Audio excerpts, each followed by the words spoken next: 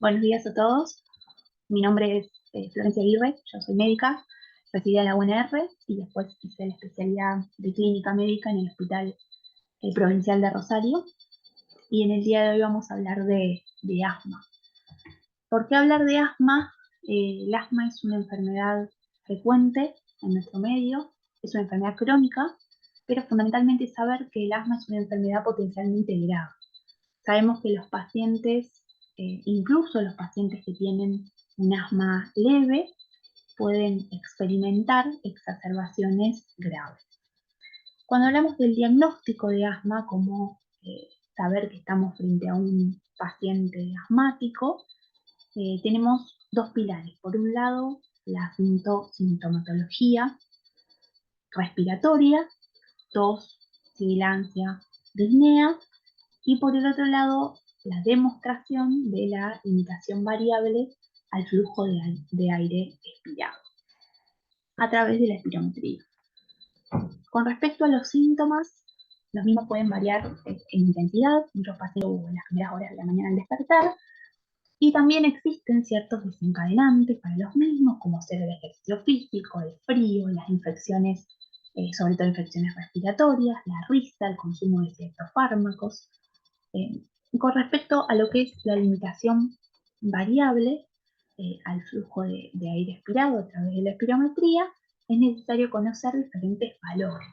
Por un lado tenemos el valor del cociente BEPS-1, volumen expiratorio forzado en el primer segundo, sobre capacidad vital forzada, menor a 0,75, 0,80 en adultos. Y por el otro lado tenemos la reversibilidad o la variabilidad a este flujo, que lo vamos a experimentar a través de la prueba con el broncodilatador inhalado. Tenemos un BEPS-1 que se modifica, aumenta en un valor absoluto de 200 mililitros y 12% post inhalación del broncodilatador.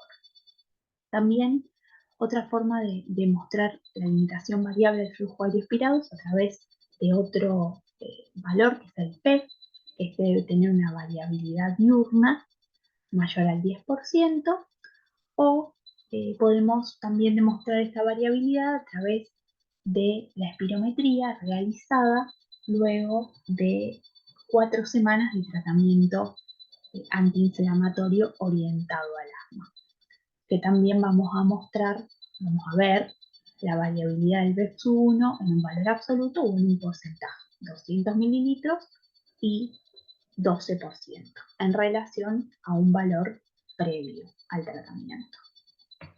Es importante también saber que el asma es una enfermedad que está infradiagnosticada, sobre todo los estadios más leves del asma.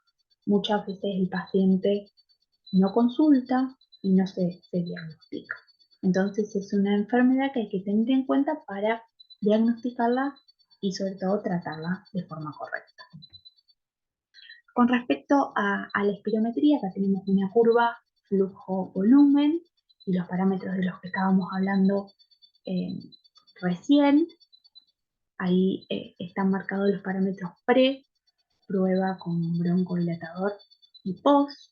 Usamos un beta-2 agonista de acción corta, como el salbutamol, a una dosis de 400 microgramos en adulto, con un intervalo entre los disparos, y debemos dejar al paciente en reposo durante 20 minutos para que este fármaco actúe y luego repetir la prueba. ¿Qué vamos a ver en esta prueba? Un patrón de tipo obstructivo, en donde vamos a ver el valor del índice BEPS-1 sobre capacidad vital forzada menor al límite de referencia establecido.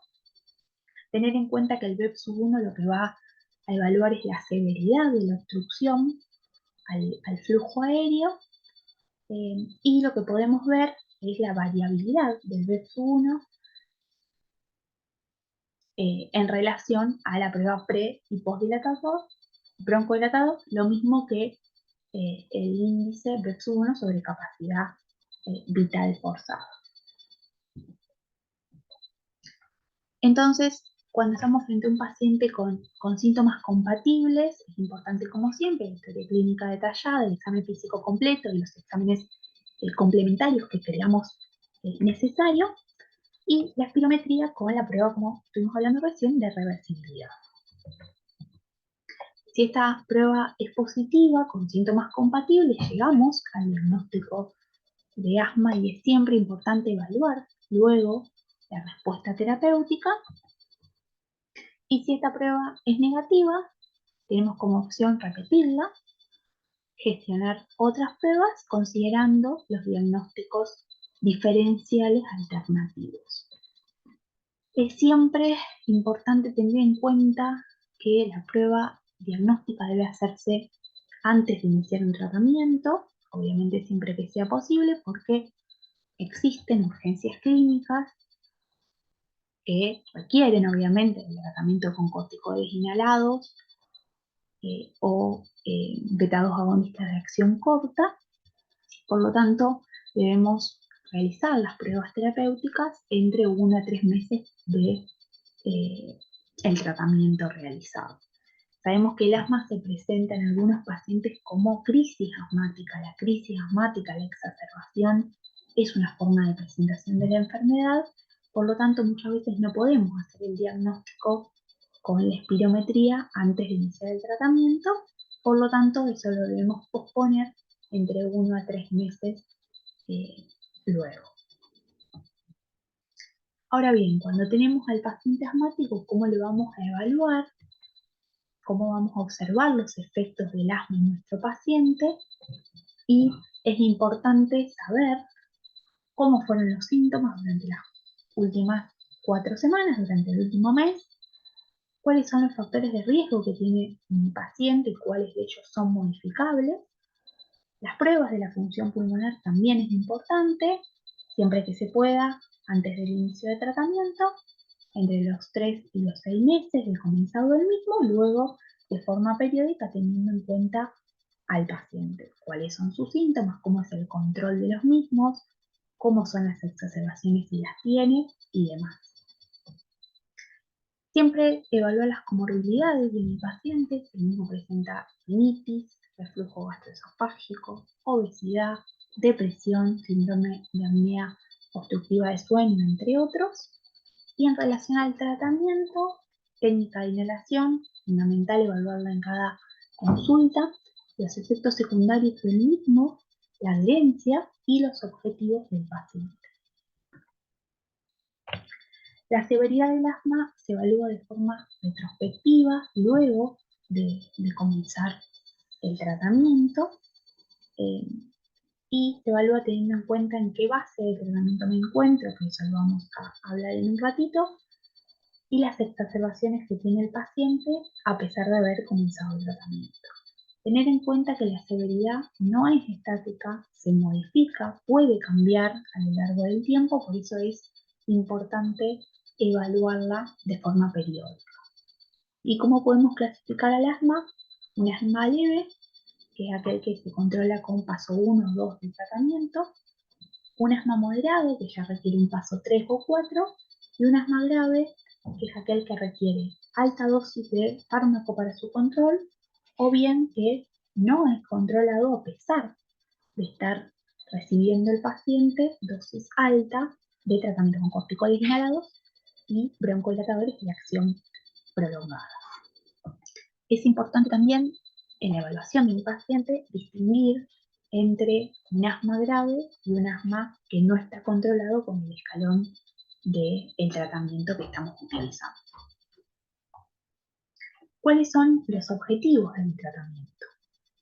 2. Por un lado, la reducción de riesgo, sobre todo riesgo de exacerbaciones, y por otro lado, el control de los síntomas para mejorar la calidad de vida del paciente. El tratamiento va a estar individualizado a escala del paciente.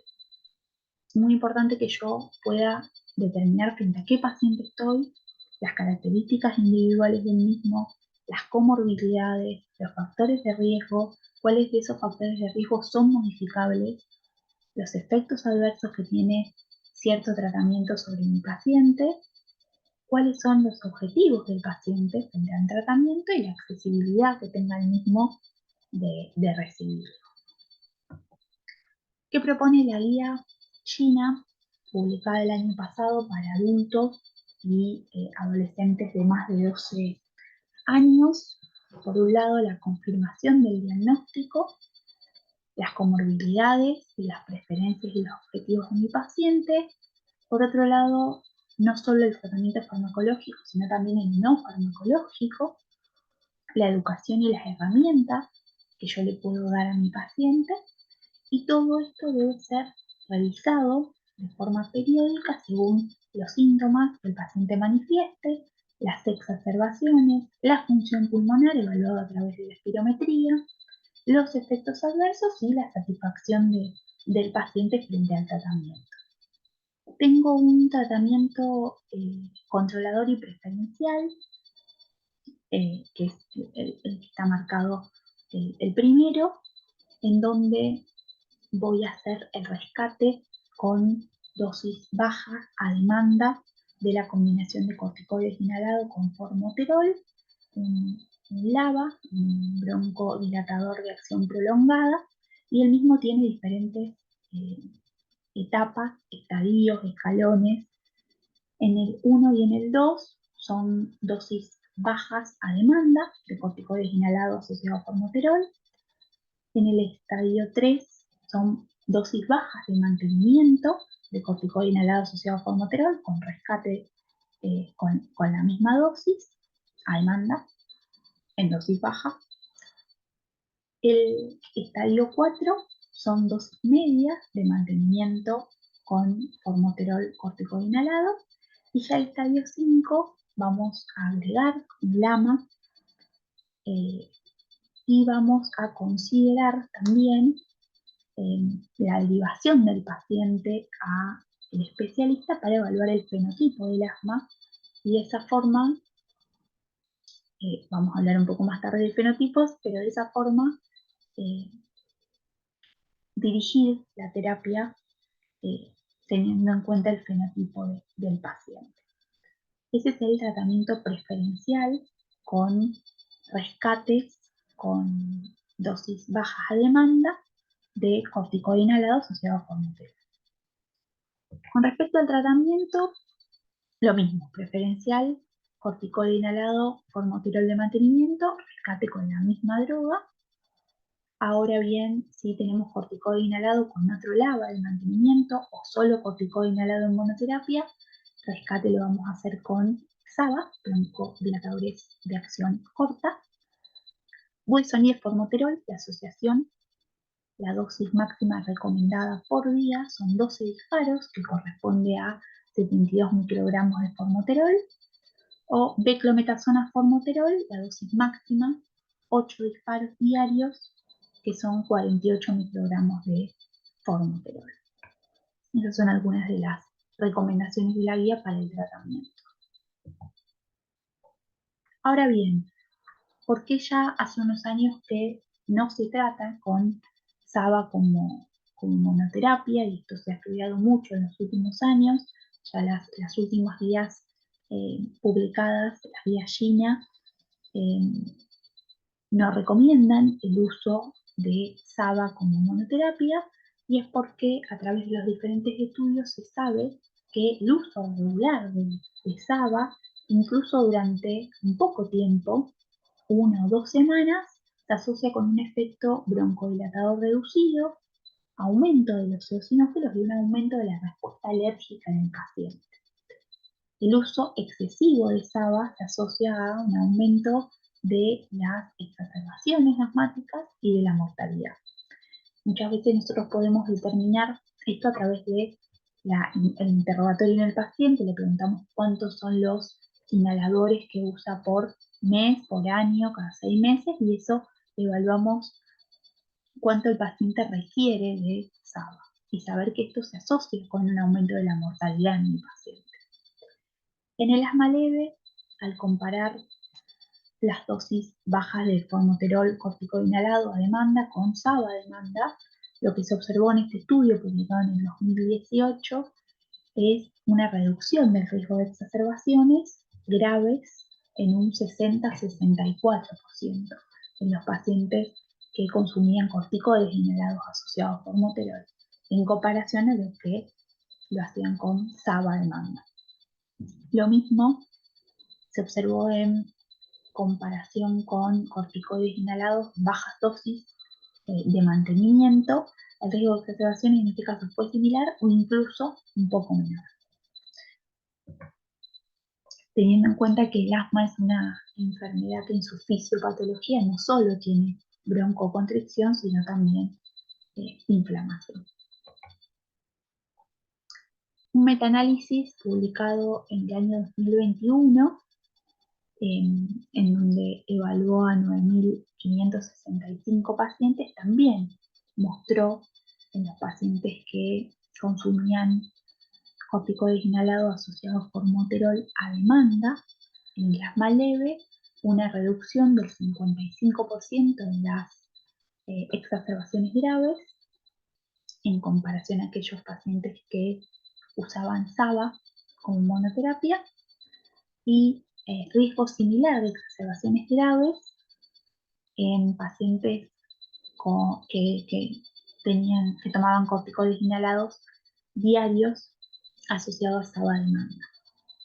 Es por eso que en las últimas guías no se recomienda el uso de SABA como monoterapia, siempre agregando en el uso de SABA corticoides inhalados.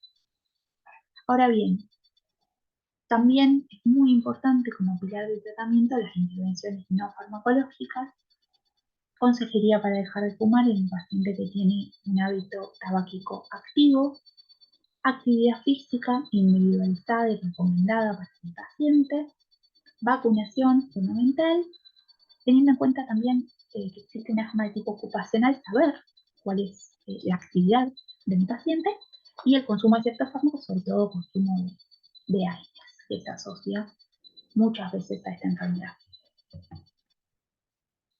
Y ahora bien, cuando hablamos de fenotipos del asma, el asma es una enfermedad heterogénea que se puede presentar clínicamente de diversas formas y también tiene un patrón inflamatorio diverso, distinto.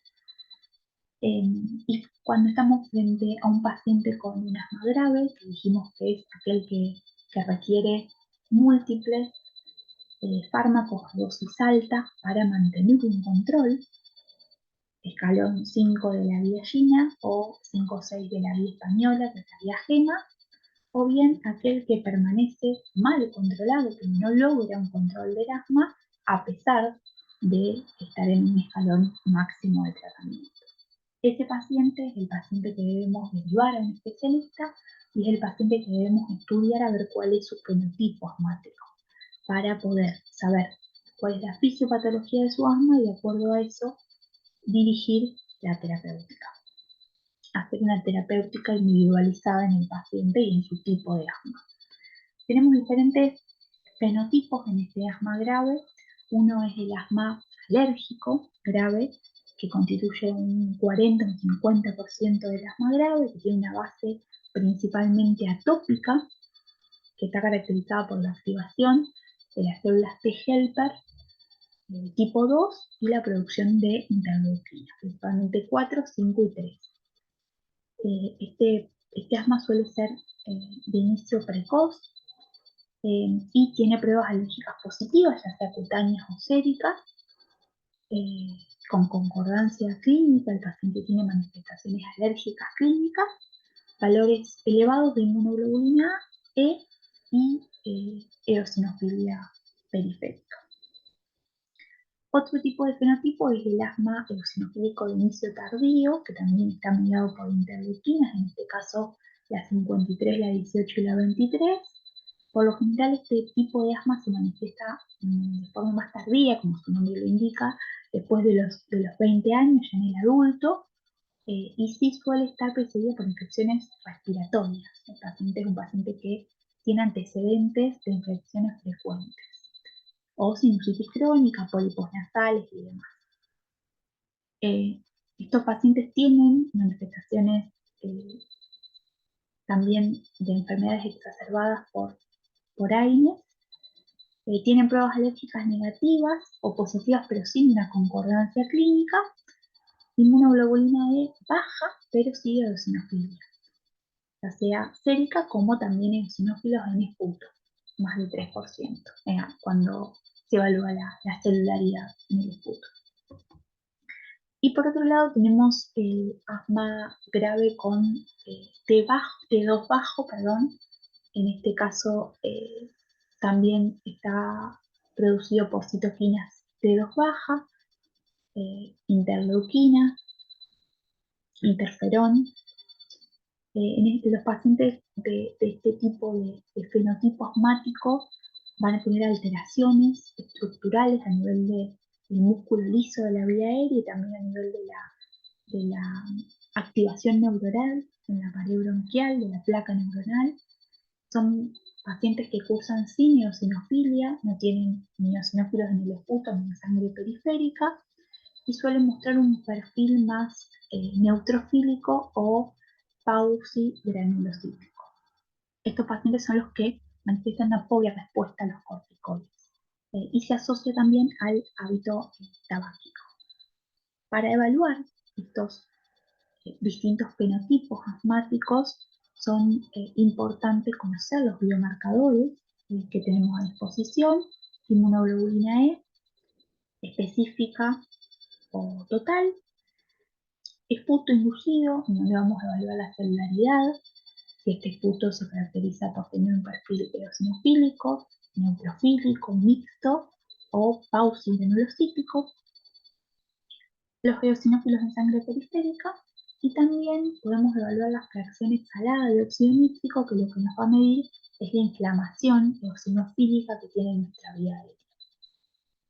Estos marcadores son importantes para evaluar sobre todo el paciente con un asma grave, escalón 5 del tratamiento de Gina, en donde controla el asma con dosis muy elevadas de fármacos o bien no lo controla a pesar de realizarlo esta terapia. Pasando a lo que es la crisis asmática, cuando hablamos de crisis, exacerbación asmática, decimos que es el empeoramiento agudo o subagudo de los síntomas y de la función pulmonar, en referencia al estado habitual del paciente. Y como decíamos anteriormente, el paciente se puede presentar como con una crisis asmática sin tener un diagnóstico previo del asma. Por eso hay que tenerlo en cuenta y muchas veces debemos realizar el tratamiento sin tener la prueba confirmatoria de la espirometría, obviamente, para el diagnóstico. Es importante que a nuestros pacientes le demos le realicemos un plan de acción por escrito, en donde en él podamos poner la medicación habitual y también cómo y cuándo aumentar la dosis de los medicamentos o comenzar con corticoides orales. Y también las pautas de largo, obviamente, en las cuales el paciente se tiene que basar para consultar a una guardia en caso de una urgencia en una crisis asmática, por ejemplo. En la misma usamos habitualmente como broncodilatador el salbutamol, un SABA. Sí se sabe que el formoterol tiene una eficacia y una seguridad similar en diferentes estudios realizados en urgencia, en crisis asmática, y los pacientes que son ingresados por una exacerbación del asma, de la enfermedad, deben continuar o comenzar con alguna terapia que contenga corticoides inhalados. Acá les dejo un algoritmo para lo que es la crisis asmática, también publicado en la guía Gina. Primero saber, preguntarnos si se trata de un asma, si hay factores de riesgo, si es un paciente que tiene o no diagnóstico de asma y plantear obviamente otros diagnósticos diferenciales. Y después, teniendo en cuenta algunos síntomas o signos, determinar si estamos frente a una crisis leve o moderada, entre una crisis severa o un asma potencialmente fatal. Obviamente teniendo en cuenta la frecuencia respiratoria, la frecuencia cardíaca del paciente, la saturación de oxígeno, la disnea, la capacidad que tiene el paciente para hablar, el sensorio, bueno, y demás. Y de acuerdo a eso, determinar en dónde vamos a internar el paciente y cuál va a ser el tratamiento médico. También importante los parámetros para evaluar el alta del paciente y el seguimiento post-alta. Y esta es una tabla que me parece interesante y me parece también práctica, sobre todo en la guardia, cuando estamos en la sala o en la guardia externa, que va a evaluar los gases bacteriales según las diferentes fases de la crisis asmática. Divide las fases en 4, 1, 2, 3, 4, y evalúa el pH en relación a la presión de oxígeno y a la de dióxido de carbono. En la fase 1 y 2, donde el paciente se encuentra en un estado de hiperventilación, vamos a tener un pH que está aumentado debido a la compensación con la disminución del dióxido de carbono, teniendo en cuenta la hiperventilación. En la fase 3, que es una fase en donde hay que prestar atención porque acá se normaliza el pH, se normaliza el dióxido de carbono, y eso no quiere decir que el paciente esté mejorando porque comienza a disminuir la presión de oxígeno, y esto es debido a que el paciente comienza a agotarse, los músculos respiratorios comienzan a agotarse debido a un estadio previo de hiperventilación. Entonces acá es donde tenemos que prestar atención. El paciente no está mejorando, sino que está empeorando para llegar finalmente a la fase 4, que es la fase más grave, en donde ya desciende el pH por una acidosis respiratoria, expensas de una hipercapnia y una hipoxemia severa, que obviamente puede tener diferentes grados de acuerdo obviamente a la severidad del paciente, de la crisis del paciente. Es una tabla que me parece interesante y práctica, y sobre todo teniendo en cuenta y abrir los ojos en el estadio 3, donde el paciente no mejora, sino que es la fase en donde el paciente se agota y comienza a empeorar y ingresar una insuficiencia respiratoria. Sí, continúo. A modo de conclusión, en la clase del día de hoy, base del tratamiento farmacológico para el asma, corticoides inhalados. No está recomendado broncodilatadores de acción corta como monoterapia, ya hace algunos años y por los estudios que estuvimos viendo. Evaluar el escalón de inicio del tratamiento del paciente según síntomas, signos y función pulmonar, espirometría.